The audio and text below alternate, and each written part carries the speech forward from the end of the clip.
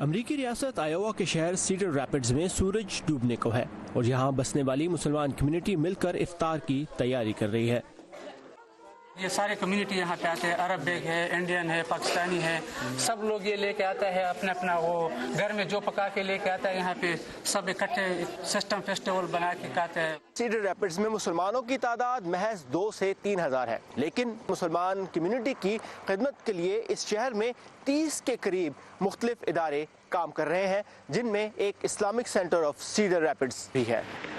Islamic centre cedar ریپڈز رمضان کے مہینے میں ہر روز افطار کا اہتمام کرتا ہے، اور اس افطار کی خاص بات انواع و اقسام کے ان کھانوں کے ساتھ ساتھ مختلف رنگ و نسل اور مذاہب کے لوگ بھی ہیں جو اس چھوٹے سے شہر میں اکٹھے ہوتے ہیں۔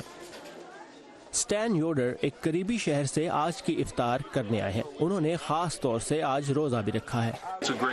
یہ نہایت خوشگوار تجربہ ہے، میری خواہش ہے کہ میرے جیسے مزید عیسائی بھی ایسا کریں۔ یہاں میں نے لوگوں سے کہا کہ وہ مجھے بھائی کہیں، ہم سب بہن بھائی ہی ہیں۔ مغرب کی اذان کے ساتھ ہی روزہ کھل گیا اور نوجوان امام حسن سلیم کی امامت میں سٹین یوڈر سمیت یہاں آئے دیگر غیر مسلم حاضرین نے بھی نماز پڑھی۔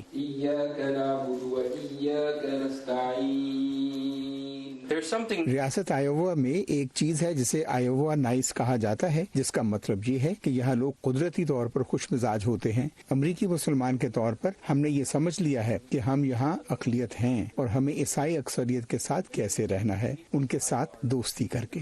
جبکہ مختلف ملکوں سے یہاں آ کر بسنے والے مسلمانوں کے لیے رمضان کے مہینے میں اس طرح کی تقریبات انہیں گھر کی یاد کو کم کرنے میں مدد دیتی ہیں، کیونکہ پاکستان کے اندر ایسی گیٹ ٹوگیدر ہوتی نہیں ہے افطار کے اندر، مسجدوں کے اندر عموماً خواتین کا اتنا جانا ہوتا نہیں ہے، تو ہمیں یہ چیز یہاں پہ بہت اچھی لگی ہے۔ اس ریاست میں مسلمانوں کی آبادی محض 1% ہے، لیکن امام حسن کہتے ہیں کہ ریاست آیووا میں مسلمان 18ویں صدی سے آباد ہیں اور اس ریاست کا اہم حصہ ہے۔